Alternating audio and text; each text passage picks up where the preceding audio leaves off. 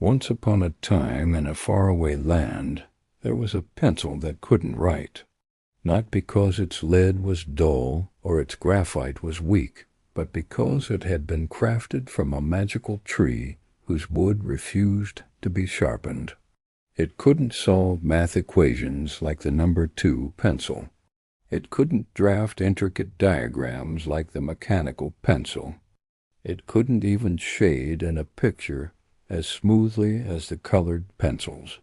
All it could do was sit in the pencil case, watching the world go by, feeling more and more inadequate with each passing day. It lived in a pencil case with other pencils, all of them sharper than it, more eloquent than it, and it envied them. Oh, how it longed to leave its mark on the world, to see its thoughts take shape on paper, to feel the smooth glide of lead on a crisp page. "Because I really don't want to go to the recycling bin." "Positive," said the crayon. And with that he shuffled off toward the recycling bin. He pushed himself to the top of the pencil case, stood up on his eraser, and shouted, "Wait, I'm not ready to go to the recycling bin yet." "What do you mean?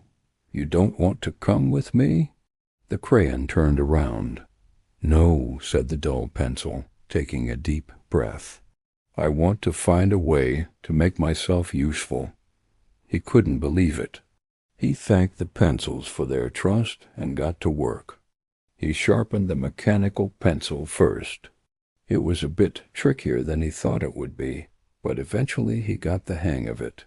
The dull pencil beamed from ear to ear.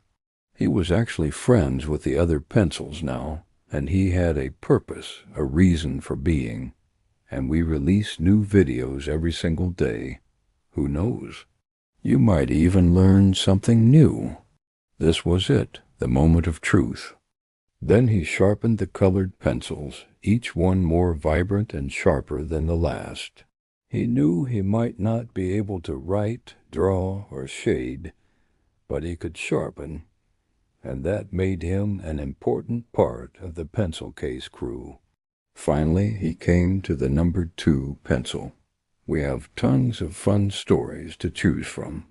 If he could sharpen the number 2 pencil, then he'd officially made himself useful. But no matter how much it tried, it just couldn't seem to get any thinner.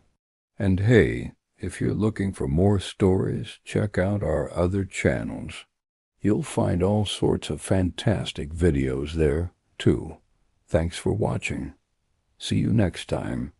As the shavings came off, the number 2 pencil glowed. There had to be something else he could do, some other way out of this mess. "Wow, I feel so sharp," he said. "Thanks, dull pencil. You really did it. Little pencil, you're full of surprises. But how are you going to do that? You're too dull to write, too short to draw, and too stubby to shade." The dull pencil thought about this. How could he possibly become useful when he couldn't do any of those things? He could try to escape, but where would he go? The pencil case was his home. He didn't want to leave it behind. Maybe he should just accept his fate and go to the recycling bin. No, that wasn't right either. The dull pencil felt useless. One day a girl named Maya opened the pencil case.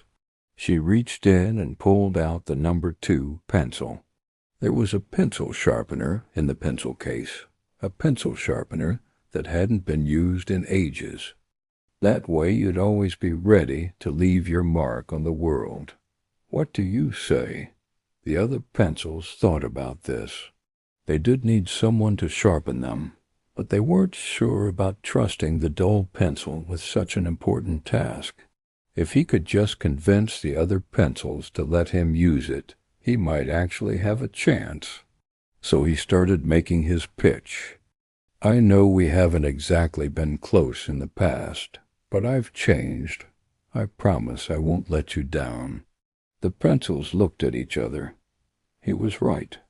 He was useless. They were still a bit skeptical, but they decided to give the dull pencil a chance. "All right," said the number 2 pencil. "You can sharpen our pencils, but if we catch you trying to use one of our sharpeners, you're on your own." When she was done, she put everything away except for the dull pencil. "I guess I don't really need you," she said, and closed the pencil case. He didn't want to end up in the recycling bin. "I don't suppose you could sharpen me first, could you?" he asked hopefully. The crayon shook his head. "Sorry, little pencil, but you know as well as I do that your wood won't let you get any sharper." He knew the crayon was right, but he couldn't help but ask, "Are you sure? Hey, little pencil, why don't you come with me?" The dull pencil slumped to the bottom. "Ah, perfect," she said, and began solving an equation. The dull pencil looked up to see a crayon wobbling toward him. "You want to take me with you?" he asked. "Sure," said the crayon. "I'm going to the recycling bin. You can come along if you like." Then she reached for the mechanical pencil and started sketching out a design for a robot she wanted to build. Next, she picked up one of the colored pencils and started filling in the background of her drawing. The dull pencil watched as Maya used every pencil except for him. But then he heard a voice. The dull pencil hesitated. The dull pencil sighed. The dull pencil considered his options. But what? Suddenly the dull pencil had an idea. The crayon laughed. "That's a good one." Then he remembered something. "I may not be able to write, draw, or shade, but I could sharpen all of your pencils for you." "You don't trust me," the dull pencil said, his voice cracking. The dull pencil was overjoyed. The dull pencil put the number 2 pencil in the sharpener and began winding the crank. The other pencils cheered, and the pencil sharpener hummed with delight. From that day on, the dull pencil never questioned his purpose again. The end. Hey guys, thanks for watching. If you enjoyed this video, please give it a thumbs up. And don't forget to subscribe. Do you have a favorite story you'd like us to adapt into a cartoon? Share your ideas in the comments.